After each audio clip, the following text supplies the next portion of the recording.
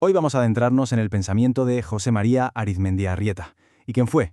Pues fue un sacerdote que se atrevió a desafiar por completo el modelo industrial de su tiempo, y lo hizo con una idea que era totalmente radical, que el capital debía estar al servicio del trabajo, y no al revés.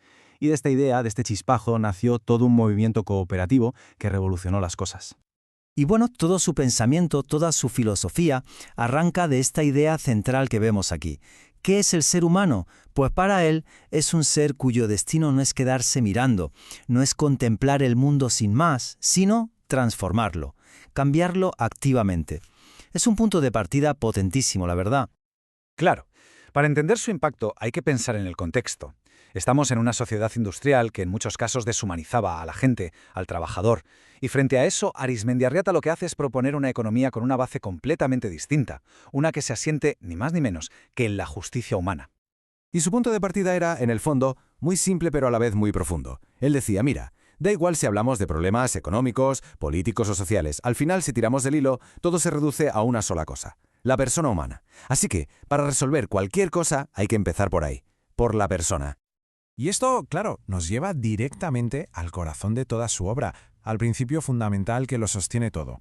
La primacía, la dignidad absoluta de la persona. La persona siempre por encima de todo lo demás. Fijaos en esta idea. Para Arizmendiarrieta, la justicia no era un concepto abstracto, no era un ideal lejano que queda muy bien en los libros. No, tenía que ser algo práctico, algo del día a día. Pero ¿cómo se practica la justicia? Pues él lo tenía claro. Es imposible si no se entiende y se respeta profundamente la dignidad humana. Eran, para él, las dos caras de la misma moneda, inseparables. Y aquí, en esta comparación, se ve perfectamente el giro de 180 grados que proponía. Pensemos en la época. Estaba dominada por ideologías que reducían al trabajador a una etiqueta, el proletario, una pieza más, casi anónima. ¿Y él qué hace? Pues lo eleva a la categoría de hombre completo, de persona y de ciudadano. O sea, pasamos de ver a la gente como un simple engranaje en la gran máquina productiva a entender que son el centro, el propósito y el fin de todo el sistema. El cambio es brutal. Así que la clave, el punto crucial de todo esto, es lo que dice aquí.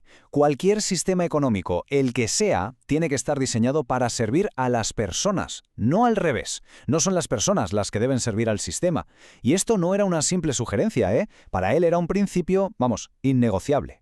Vale, la idea es potente, pero ¿cómo se lleva todo esto a la práctica? ¿Cómo se construye esta visión en el mundo real? Bueno, pues para Arizmendiarrieta, el motor, la palanca para moverlo todo, era sin ninguna duda la educación.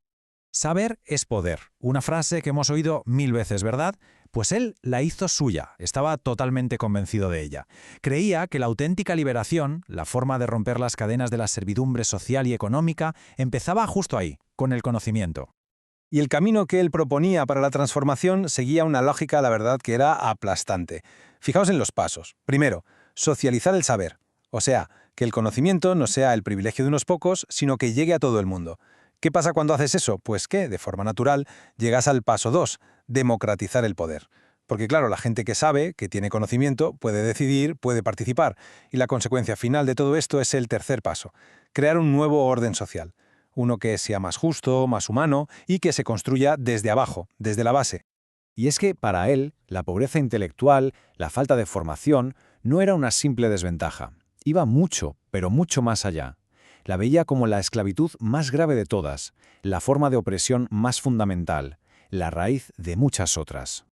Bueno, y aquí es donde la cosa se pone realmente interesante, porque una cosa es tener todas estas ideas, esta filosofía, y otra muy distinta es llevarla al mundo real. Vamos a ver cómo todos estos principios abstractos se convirtieron en un modelo de empresa concreto y funcional, la cooperativa.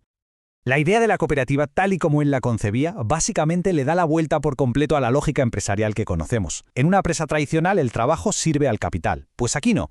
En este modelo, el capital es una simple herramienta, un instrumento que está subordinado al trabajo y a la persona, que son la verdadera fuente de poder. Y esto, claro, exige un compromiso total. Fijaos en el mandato. Todos son propietarios. Todos son empresarios. Aquí se borra esa línea tradicional que separa al jefe del empleado. Y significa también que todos están juntos, a las duras y a las maduras, en lo bueno y en lo malo. Cada uno aporta lo que tiene, ya sea capital o su propio trabajo. Es una responsabilidad totalmente compartida. Y todo esto, al final, se puede resumir en este juego de palabras tan potente que él usaba. No solitarios, sino solidarios. La idea es que la fuerza no está en ir cada uno por su cuenta. La verdadera fuerza nace de la unión, de la solidaridad. Y es esa solidaridad la que hace que el esfuerzo de todos se multiplique, la que convierte la debilidad de uno solo en una fuerza colectiva que es, bueno, imparable. Claro, al oír todo esto es muy fácil pensar. Bueno, suena muy bonito, pero ¿no es una simple utopía? ¿Algo que en la práctica es imposible de llevar a cabo? Es una pregunta totalmente natural, y la respuesta nos lleva a la parte final y quizá a la más importante de todo el pensamiento de Arizmendiarrieta. Vamos a ver ahora cómo Arizmendiarrieta, lejos de ser un soñador ingenuo, tenía los pies muy en la tierra. Veremos cómo ancló todas estas ideas revolucionarias en el realismo para construir de verdad una economía más humana. Él mismo lo decía bien claro, como vemos aquí. No actuamos por idealismos quiméricos, o sea, nada de castillos en el aire. Él insistía siempre en ser realistas, en trabajar con hechos, con resultados que se pudieran tocar y no perderse en grandes ideologías abstractas. Saber lo que se puede hacer y lo que no. Y es que su idea de revolución era muy particular. No tenía nada que ver con un levantamiento violento, eso lo rechazaba de plano. Pero tampoco con la resignación pasiva, con el no hay nada que hacer. Él apostaba por una tercera vía, la evolución constante. Un proceso sin fin, disciplinado, de ir mejorando las cosas poco a poco, día a día.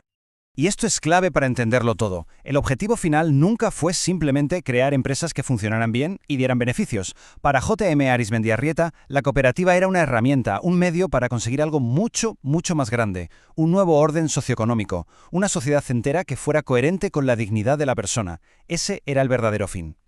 Y esa idea de evolución constante se basa en esto que leemos aquí. La verdadera señal de que algo está vivo no es simplemente durar, aguantar sin más.